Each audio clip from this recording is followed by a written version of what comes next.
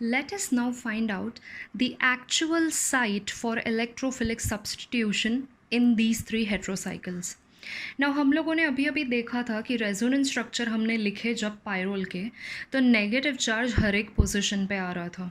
अब ऐसा तो नहीं हो सकता ना कि हर एक पोजीशन पे इलेक्ट्रोफाइल सेम वे अटैक करेगा. ओके, फॉर एग्जांपल ये जो चारों पोजीशंस हैं, ऑफ कोर्स वो इक्विवेलेंट नहीं है क्योंकि यहाँ पे नाइट्रोजन है. तो पोजीशन 2 एंड 5 आर इक्विवेलेंट क्योंकि they are near to nitrogen, nitrogen के नेबरिंग पोजिशंस हैं ये. And position 3 and 4 are equivalent क्योंकि they are alternate to nitrogen. Now जब हम इलेक्ट्रोफाइल के अटैक की बात करेंगे तो I consider the attack on C2 and C3. I am not considering 4 and 5 क्योंकि 2 एंड 5 इक्विवेलेंट हैं. तो जो कंडीशन 2 पे है वही सेम 5 पे होगा, जो 3 पे है वही सेम 4 पे होगा. ऑलराइट, तो बेसिकली इन शॉर्ट हम ये बता सकते हैं कि हमें ये फाइंड आउट करना है कि इलेक्ट्रोफाइल 2 और 3 में से कौन से पोजीशन पे जाना प्रेफर करेगा. So now let us see what happens if this electrophile attacks at position number 2, if it attacks at carbon number 2. Okay, now अगर position 2 पे electrophile attack करेगा तो क्या होगा. यहाँ पे electrophile आ जाएगा और यहाँ एक हाइड्रोजन तो ऑलरेडी है ही. ये इलेक्ट्रोफाइल इस पोजीशन पे जाके ऐड हो रहा है, it is an addition reaction. तो ये जो डबल बॉन्ड है वो क्या हो जाएगा, सिंगल बॉन्ड हो जाएगा.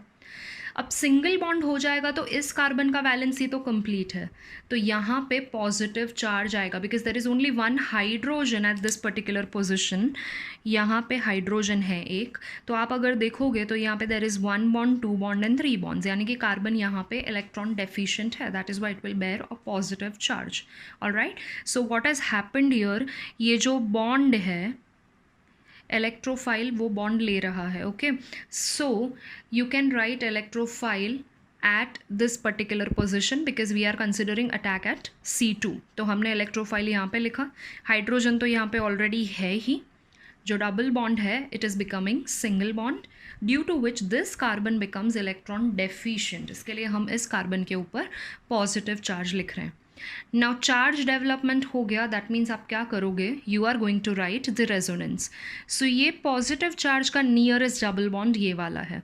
सो this double bond will get delocalised over here और ये जो बॉन्ड है वो यहाँ शिफ्ट हो जाएगा. ओके, अब ये बॉन्ड यहाँ शिफ्ट हो गया तो ये पोजीशन इलेक्ट्रॉन डेफिशिएंट हो गया. अब इस पोजीशन को स्टेबल बनाने के लिए nitrogen is going to give away its electrons. Nitrogen अपना लोन पेयर यहाँ पे दे देगा.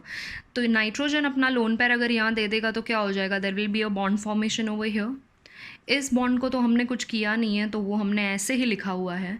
नाउ यहाँ पे नाइट्रोजन के ऊपर पॉजिटिव चार्ज आ गया है बिकॉज नाइट्रोजन के आसपास 4 बॉन्ड्स हैं. करेक्ट, उसके वैलेंसी से एक बॉन्ड एक्स्ट्रा है. There is hydrogen, there is an electrophile. Alright, now अब यहाँ पे हमें क्या समझ में आया कि यहाँ पे there is a formation of carbocation. Okay, और कितने कार्बोकेटायन बन रहे हैं अगर इलेक्ट्रोफाइल इस पोजीशन पे अटैक करेगा तो देर इज़ अ फॉर्मेशन ऑफ 2 कार्बोकेटायंस. ये देखिए यहाँ पे भी कार्बन पे पॉजिटिव चार्ज है, यहाँ पे कार्बन पे पॉजिटिव चार्ज है. ये कार्बोकेटायन नहीं है, इसमें नाइट्रोजन पे पॉजिटिव चार्ज है. ऑलराइट, सो जब इलेक्ट्रोफाइल C2 पे या C5 पे अटैक करेगा तो क्या होगा, 2 कार्बोकेटायंस फॉर्म होंगे and there are 3 resonance structures which we can write. Alright, so आप ये याद रखिए कि यहाँ पे क्या हो रहा है, there is a formation of 2 carbocations and we can write 3 resonating structures if electrophile attacks at carbon 2 और कार्बन 5.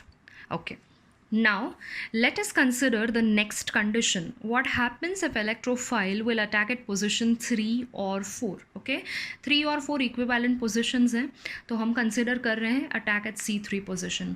अब 2 में हमने क्या किया था, इलेक्ट्रोफाइल को यहाँ लिखा था, तो 3 में क्या होगा, वहाँ आपको ऊपर लिख देना है. यहाँ पे हाइड्रोजन तो ऑलरेडी है ही. The same way double bond is becoming a single bond और यहाँ पे एक हाइड्रोजन ऑलरेडी है बट स्टिल कार्बन का वैलेंसी 3 है because there are 3 bonds around carbon. So there will be a positive charge here. अब इस पॉजिटिव चार्ज को बैलेंस करने के लिए क्या करना पड़ेगा आपको, ये जो नाइट्रोजन है, नाइट्रोजन वो इमीडिएटली एक ही स्ट्रक्चर में पॉजिटिव चार्ज के पास में आ गया है तो इमीडिएटली नाइट्रोजन अपने इलेक्ट्रॉन्स डोनेट कर देगा and there will be a formation of double bond here और nitrogen acquires a positive charge. इसके आगे यहाँ पे रेजोनेंस स्ट्रक्चर्स नहीं है।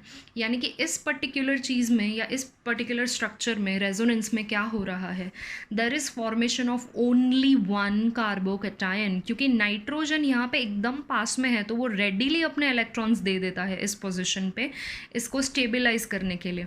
सो there is only one carbocation that is getting formed here and we are only writing two resonance structures for this. Now आपने ये पहले भी पढ़ा हुआ है, more the number of resonating structures, more is the stability of a particular compound and more reactive it will be. Okay, तो यहाँ पे पोजिशन 2 के केस में 3 रेजोनेंस स्ट्रक्चर्स मिल रहे हैं और 2 कार्बोकटायंस मिल रहे हैं, और दूसरी जगह यानी कि पोजिशन 3 पे I am only getting 2 resonating structures with the formation of 1 carbocation. तो कौन से वाले रेजोनेटिंग स्ट्रक्चर्स ज़्यादा स्टेबल हुए? Of course when I attack eight C2, तो ये वाला जो पार्ट है, ये वाले जो स्ट्रक्चर्स हैं, इसमें डीलोकलाइजेशन बहुत ज़्यादा है, चार्ज का डीलोकलाइजेशन या शिफ्टिंग बहुत ज़्यादा है इलेक्ट्रॉन्स का. That is why this is more stable and preferred position for the electrophilic attack. All right, so that is why in case of pyrrole और थायोफीन और furan, since they all are of same nature, only the heteroatom is different, इन सभी molecules के case में electrophilic substitution कौन से position पे होगा? It will take place at position 2 और 5, क्योंकि ये दोनों इक्विवेलेंट हैं. All right, that doesn't mean कि 3 और 4 पे इलेक्ट्रोफिलिक सब्सटीट्यूशन नहीं होता है, वहाँ पे भी होता है, लेकिन इन सम कंडीशंस. जब आप सपोज आपने हैलोजिनेशन कर लिया, उसमें अगर आपने हैलोजन एक्सेस में ले लिया, so all the positions will get substituted like that, लेकिन not in all the reactions. Okay, so what you have to remember here, more the distribution of charge, more is the stability. Okay, now मैंने आपको already explain किया था कि order of aromaticity क्या था. Thiophene was most aromatic. Okay, thiophene was most aromatic, therefore it was least reactive. और उसका reason मैंने आपको क्या बताया था कि थायोफीन, पायरोल और फ्यूरान को जब हम कंपेयर करते हैं तो ऑक्सीजन का इलेक्ट्रोनेगेटिविटी बहुत ज़्यादा होता है. ज़्यादा इलेक्ट्रोनेगेटिविटी होने की वजह से oxygen does not prefer donating it's electrons. Okay, तो ऑक्सीजन को टेंडेंसी होता है अपने इलेक्ट्रॉन्स को अपने पास में रखने के लिए. तो ऑक्सीजन के केस में यानी कि फ्यूरान के केस में डीलोकलाइजेशन नहीं होता है, यानी कि बहुत कम एक्सटेंट तक होता है. That is Y furan was least aromatic among these molecules. तो मैंने आपको क्या बताया था, ऑर्डर ऑफ एरोमेटिसिटी क्या था? Order of aromaticity was thiophene followed by pyrrole and followed by oxygen. और ऑर्डर ऑफ रिएक्टिविटी मैंने बोला था कि एकदम उसका उल्टा है, furan will be most reactive, okay, followed by pyrrole, followed by thiophene. Now that was in general, लेकिन अगर मुझे स्पेसिफिकली इलेक्ट्रोफिलिक सब्सटीट्यूशन रिएक्शंस के बारे में बात करना है तो ease of electrophilic substitution will be in this particular order. Pyrrole will most easily undergo electrophilic substitution reactions, then furan and then thiophene. Now what is the reason for this? Furan को सबसे ज़्यादा reactive हमने बताया है already, तो electrophilic substitution भी इसमें सबसे ज़्यादा होने चाहिए, करेक्ट. लेकिन यहाँ पे भी सेम इलेक्ट्रोनेगेटिविटी वाला कॉन्सेप्ट आ जाता है.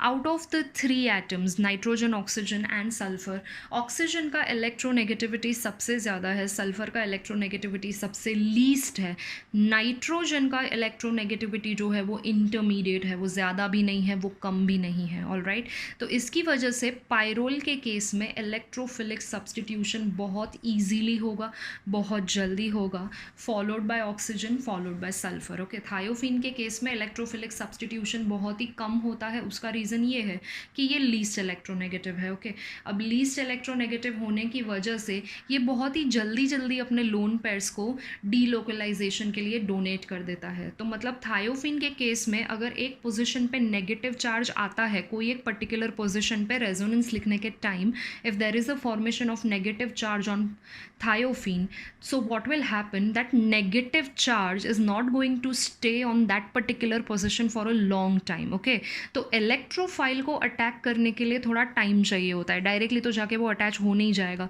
सो इलेक्ट्रोफाइल अटैक करे उसके पहले ही थायोफीन के केस में डीलोकलाइजेशन हो जाता है, because it is maximum aromatic. Okay, so in this particular case you have to remember कि electro electrophilic substitution out of these 3 hetero atoms कौन से केस में सबसे ज़्यादा जल्दी होंगे, तो वो होगा pyrrole, followed by फ्यूरैन, and last में आएगा thiophene. I hope you have understood this concept.